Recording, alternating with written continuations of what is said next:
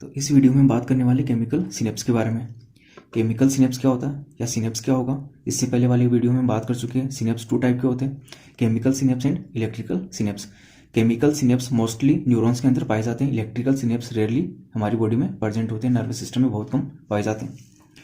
Chemical synapse में हमेशा neurotransmitters involve होते हैं, यानी केमिकल सिनेप्स के बीच में जो नर्व इंपल्स का ट्रांसमिशन होगा वो न्यूरोट्रांसमीटर्स द्वारा इंड्यूस किया जाएगा। अब न्यूरोट्रांसमीटर्स कौन कौन से होते हैं वो भी हम बात कर चुके हैं इससे पहले वाली वीडियो में। टू टाइप के होंगे, excitatory neurotransmitter and inhibitory neurotransmitter. Excitatory neurotransmitter nerve impulse के ट्रांसमिशन को आगे ट्रांसफर करते हैं या न्यूरॉन्स को एक्साइट करते हैं। इनहिबिटरी क्या करेंगे, नर्व इंपल्स के ट्रांसमिशन को इनहिबिट करते हैं।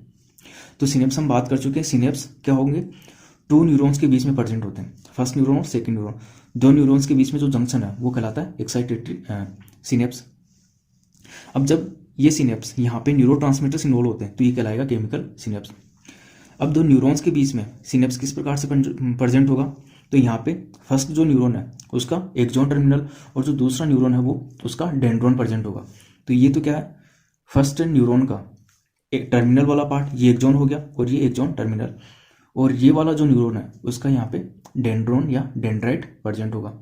तो एक न्यूरॉन का एक्सॉन टर्मिनल और दूसरे न्यूरॉन का डेंड्राइट के बीच में ये सिनेप्स प्रेजेंट होगा। अब इस न्यूरॉन को, फर्स्ट न्यूरॉन को हम बोल सकते हैं प्री सिनेप्टिक न्यूरॉन और दूसरे वाले को post synaptic neuron. Pre synaptic neuron, post synaptic neuron.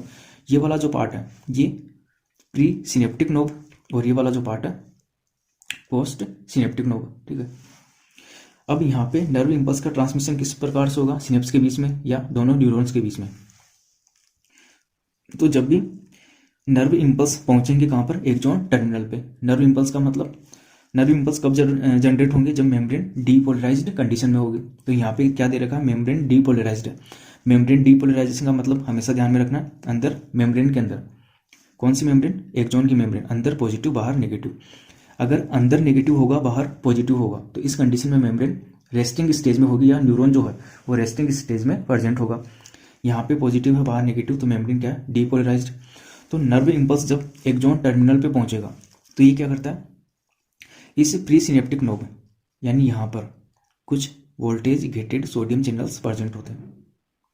Voltage gated sodium channel का मतलब मेम्ब्रेन पोटेंशियल डिफरेंस के कारण ओपन होने वाले चैनल।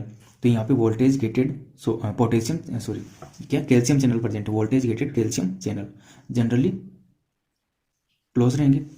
ओपन कब होंगे, जब मेम्ब्रेन पोटेंशियल में डिफरेंस यहाँ पे प्रोड्यूस होगा। डिफरेंस का मतलब जब मेम्ब्रेन डीपोलराइज होगी।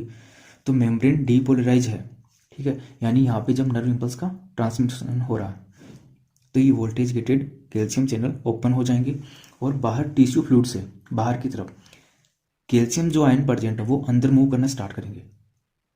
कैल्शियम आयन क्या कर रहे हैं, कैल्शियम चैनल्स के थ्रू बाहर से अंदर मूव कर रहे हैं। अब ये कैल्शियम आयन्स यहाँ पे अंदर क्या करेंगे, तो हम न्यूरॉन की पहले बात भी कर चुके हैं। न्यूरॉन के स्ट्रक्चर में ये जो टर्मिनल वाला पार्ट होता है वहां पे क्या होगा, यहाँ पे ये सिनेप्टिक वेसाइकल्स प्रेजेंट होती है। यहाँ पे जो स्ट्रक्चर देख रहे हो ये क्या है, सिनेप्टिक वेसाइकल्स, यानी इन वेसाइकल्स के अंदर यहाँ पे न्यूरोट्रांसमीटर्स भरे होंगे। इन वेसाइकल्स में क्या होगा, न्यूरोट्रांसमीटर्स प्रेजेंट होते हैं। तो जैसे हम एक्साइटेटरी न्यूरोट्रांसमीटर की बात कर रहे हैं तो यहाँ पे जैसे ये एसिटाइल कोलिन एक एक्साइटेटरी न्यूरोट्रांसमीटर होता वो भरा हुआ।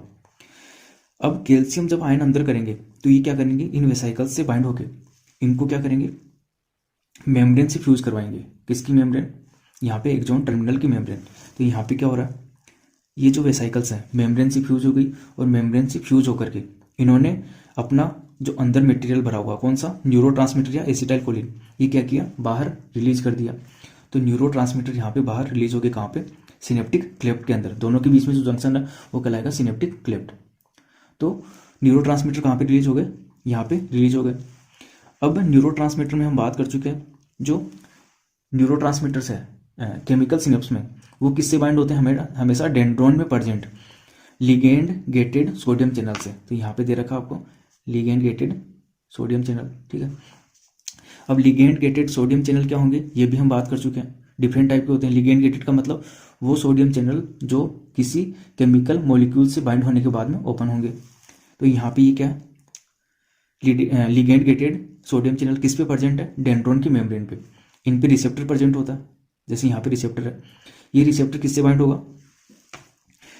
इन न्यूरोट्रांसमीटर से। ये न्यूरोट्रांसमीटर यहाँ पे रिलीज हो गए, ये जाकर के बाइंड होंगे इन चैनल से, लिगेंड गेटेड सोडियम चैनल से। जैसे ही रिसेप्टर इनसे बाइंड होंगे, ये सोडियम चैनल क्या करेंगे? सारे ओपन हो जाएंगे। और बाहर हमेशा क्या होगा? हम एक्सॉन के अंदर या न्यूरॉन के अंदर बात कर चुके हैं हमेशा, या एक्सॉन के अंदर बाहर की तरफ सोडियम आयंस हाई होंगे और अंदर क्या होगा? पोटेशियम आयंस हाई अमाउंट में प्रेजेंट होंगे। तो यहाँ पे क्या है? बाहर सोडियम आयंस हाई अमाउंट में प्रेजेंट है, ये अंदर मूव करना स्टार्ट करेंगे। तो हमने बात की थी नर्व इंपल्स ट्रांसमिशन में हमेशा मेम्ब्रेन का चार्ज अंदर की तरफ नेगेटिव होगा, बाहर पॉजिटिव। इस कंडीशन में क्या होता है? मेम्ब्रेन रेस्टिंग कंडीशन में होती है। लेकिन जैसे ही सोडियम आयंस ने अंदर मूव करना स्टार्ट किया, अंदर क्या होने लग गया? पॉजिटिव चार्ज और बाहर नेगेटिव। तो अंदर जब पॉजिटिव होगा और बाहर नेगेटिव होगा, तो हम ये बात कर चुके हैं, ये वाली कंडीशन कौन सी कहलाएगी? Depolarised condition. यानी जैसे ही अंदर की तरफ पॉजिटिव चार्ज होगा, बाहर नेगेटिव, तो इस कंडीशन में मेम्ब्रेन डीपोलराइज्ड हो जाएगी। और यहाँ पे मेम्ब्रेन पे क्या होगा? एक EPSP यानी excitatory post synaptic potential generate होगा। एक्साइटेटरी पोस्ट सिनेप्टिक पोटेंशियल, ठीक है। तो ये क्या करेगा? EPSP आगे नर्व इंपल्स जनरेट करेगा या नर्व इंपल्स के ट्रांसमिशन को इंड्यूस करेगा, ठीक है। तो हमें यहाँ पे इतना ही समझना है कि किस प्रकार से एक न्यूरॉन से दूसरे न्यूरॉन की तरफ नर्व इंपल्स का ट्रांसमिशन होगा। तो यहाँ पे एसिटाइल कोलिन की हेल्प से, जो कि एक एक्साइटेटरी न्यूरोट्रांसमीटर है, ये इंड्यूस करेगा किसको? दूसरे न्यूरॉन को। ये जो डेंड्रॉन है, दूसरे न्यूरॉन का डेंड्रॉन है, इसको इंड्यूस करेगा और यहाँ से फिर नर्व इंपल्स का ट्रांसमिशन होगा आगे एक्सॉन में, यहाँ से सेल बॉडी से एक्सॉन में, फिर यहाँ से जाएगा एक्सॉन टर्मिनल की तरफ और इससे फिर दूसरा न्यूरॉन अटैच होगा, यहाँ से ट्रांसफर होगा थर्ड न्यूरॉन के अंदर, थर्ड से फोर्थ के अंदर। इस प्रकार से नर्व इंपल्स ट्रांसफर होते रहते हैं। अब यहाँ पे हम बात करेंगे एसिटाइल कोलिन क्या करता है? दूसरे न्यूरॉन को एक्साइट करता है, ठीक है। यानी जब तक एसिटाइल कोलिन यहाँ पे इन सोडियम चैनल से बाइंड रहेगा, नर्व इंपल्स या ये जो सेकंड न्यूरॉन है वो हमेशा एक्साइटेड स्टेज में रहेगा, नर्व इंपल्स जनरेट करता रहेगा। लेकिन हमेशा हमारी बॉडी के अंदर कोई भी न्यूरॉन हमेशा एक्टिव स्टेज में है या एक्साइटेड स्टेज में प्रेजेंट नहीं होता है, ठीक है। जैसे ही कोई सिग्नल या स्टिमुलस स्टॉप होता है, नर्व इंपल्स का ट्रांसमिशन भी स्टॉप हो जाता है, ठीक। तो यहाँ पे होगा क्या? जो ये एसिटाइल कोलिन प्रोड्यूस किया जा रहा है, ठीक है, नर्व इंपल्स जनरेट करने के थोड़े टाइम बाद में ये एसिटाइल कोलिन डिग्रेड कर दिया जाएगा। यानी जैसे अब यहाँ पे जो एसिटाइल कोलिन है, अगर वो डिग्रेड हो गया तो यहाँ पे एसिटाइल कोलिन सोडियम चैनल से बाइंड नहीं हो पाएगा और यहाँ पे सिग्नलिंग की प्रोसेस आगे बंद हो जाएगी। तो सिग्नलिंग प्रोसेस एक टाइम के बाद बंद करना भी जरूरी है। तो बंद कैसे होगी? तो यहाँ पे जो एसिटाइल कोलिन है, तो यहीं पे क्या होता है कि एंजाइम प्रेजेंट होता है। कौन सा enzyme? Acetyl choline esterase enzyme. ये क्या करता है? इस एसिटाइल कोलिन को ब्रेक डाउन करेगा इसका एसीटेट एंड कोलिन के अंदर। इसका ब्रेक डाउन करेगा, एसिटाइल कोलिन का ब्रेक डाउन करेगा एसीटेट एंड कोलिन के अंदर, जिससे क्या होगा? एसिटाइल कोलिन ब्रेक हो गया या डिग्रेड बोल सकते हैं, जिससे क्या होगा? आगे सिग्नल स्टॉप हो गया। यानी एसिटाइल कोलिन जब यहाँ पे प्रेजेंट नहीं होगा, उसका ब्रेकडाउन हो गया, तो आगे सिग्नलिंग की प्रोसेस रुक जाएगी। कब रुकेगी? जब जो भी स्टिमुलस मिला है वो बंद हो गया। तो बंद होने के बाद में नर्व इंपल्स ट्रांसमिशन की प्रोसेस आगे स्टॉप हो जाएगी। यानी हमेशा कोई भी न्यूरॉन एक्साइट स्टेज में नहीं रहेगा। तो ब्रेकडाउन किसने किया? एसिटाइल कोलिन एस्ट्रेज एंजाइम ने। अब क्या होगा? ये एसीटेट जो एसिटाइल कोलिन का फॉर्मेशन हो रहा है, तो इसके द्वारा फिर से एसिटाइल कोलिन यहाँ पे रीजनरेट होता रहेगा। किस प्रकार से? तो यहाँ पे जो कोलिन है ये ट्रांसफर होगा किसकी तरफ? एक्सॉन की तरफ, ठीक है। ये कोलिन क्या करेगा? एक्सॉन की तरफ यहाँ पे कुछ ट्रांसपोर्टर्स प्रेजेंट है, यानी चैनल्स प्रेजेंट है। इनके थ्रू कोलिन क्या करेगा? अंदर मूव करेगा। कहाँ पर? इस एक्सोप्लाज्म के अंदर। ये एक्सॉन है, अंदर का मटेरियल जो साइटोप्लाज्म है वो कहलाएगा एक्सोप्लाज्म। तो यहाँ पे क्या होंगे? माइटोकॉन्ड्रिया प्रेजेंट होंगे। और माइटोकॉन्ड्रिया क्या बनाता है? एसिटाइल कोएंजाइम है। माइटोकॉन्ड्रिया क्या बनाएगा? एसिटाइल कोएंजाइम है। ये एसिटाइल कोएंजाइम है कोलिन के साथ जुड़ करके। कोलिन कहाँ से आया?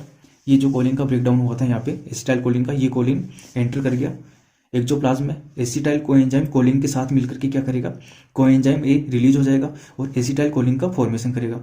ये एसिटाइल कोलिन क्या होगा? वापस से रिफिल हो जाएगा इन वेसाइकल्स में। तो यहाँ पे क्या हो रहा है? वेसाइकल्स से एसिटाइल कोलिन रिलीज भी होता जा रहा है और साथ साथ ही इनकी रिफिलिंग भी होती जा रही है। यानी एक साइक्लिक प्रोसेस है, लगातार ये बनता भी रहेगा और यहाँ से रिलीज भी होता रहेगा। तो यहाँ पे हम देख सकते हैं बनेगा कैसे, एसिटाइल कोएंजाइम है, कहाँ पे, माइटोकॉन्ड्रिया में बन रहा है। ये क्लोरीन के साथ कोलिन के साथ बाइंड होकर के, किसकी प्रेजेंस में, कोलिन एसिटाइल ट्रांसफेरेज एंजाइम की हेल्प से एसिटाइल कोलिन बनाएगा, कहाँ पर, इसी एक्टोप्लाज्म के अंदर। तो ये एसिटाइल कोलिन फिर से रिफिल होता रहेगा। तो ये अपनी एक प्रोसेस है केमिकल सिनेप्स की, यानी किस प्रकार से एक न्यूरॉन से दूसरे न्यूरॉन में नर्व इंपल्स का ट्रांसमिशन होगा। ट्रांसमिशन कैसे होगा, जब यहाँ पे एक्साइटेटरी न्यूरोट्रांसमीटर होंगे। अगर मान लो यहाँ पर एसिटाइल कोलिन की जगह इनहिबिटरी न्यूरोट्रांसमीटर होते हैं। इनहिबिटरी न्यूरोट्रांसमीटर की हमने बात की थी, डिफरेंट टाइप के होंगे, जैसे गाबा हो गया, गामा अमाइनोब्यूटाइरिक एसिड, सेरोटोनिन हो गया, डोपामाइन हो गया। अगर मान लो यहाँ पे डोपामाइन प्रेजेंट है तो डोपामाइन क्या करेगा, किससे बाइंड होगा, यहाँ पे लिगेंड गेटेड क्लोरीन चैनल से। अब यहाँ पे सोडियम चैनल ओपन नहीं होंगे डोपामाइन की प्रेजेंस में, या इनहिबिटरी न्यूरोट्रांसमीटर की प्रेजेंस में क्लोरीन चैनल ओपन होंगे। उनसे क्या होगा, बाहर से नेगेटिव क्लोरीन आयंस अंदर मूव करेंगे, जिससे क्या होगा, यहाँ पे मेम्ब्रेन का चार्ज पहले से ही नेगेटिव होगा, ठीक है, नेगेटिव होता है रेस्टिंग फेज में।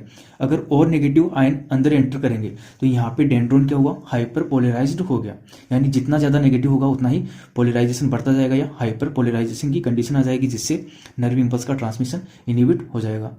तो इनहिबिटरी न्यूरोट्रांसमीटर क्या करते हैं, नर्व इंपल्स ट्रांसमिशन को इनहिबिट करते हैं। एक्साइटेटरी न्यूरोट्रांसमीटर क्या करेंगे, नर्व इंपल्स के ट्रांसमिशन को एक्साइट करेंगे, जैसे एसिटाइल कोलिन हो गया, नोरेपिनेफ्रिन हो गया, ग्लूटामेट हो गया। ये सारे एक्साइटेटरी न्यूरोट्रांसमीटर है जो यहाँ से एक न्यूरॉन से दूसरे न्यूरॉन में नर्व इंपल्स के ट्रांसमिशन को इंड्यूस करेंगे। तो ये है यहाँ पे केमिकल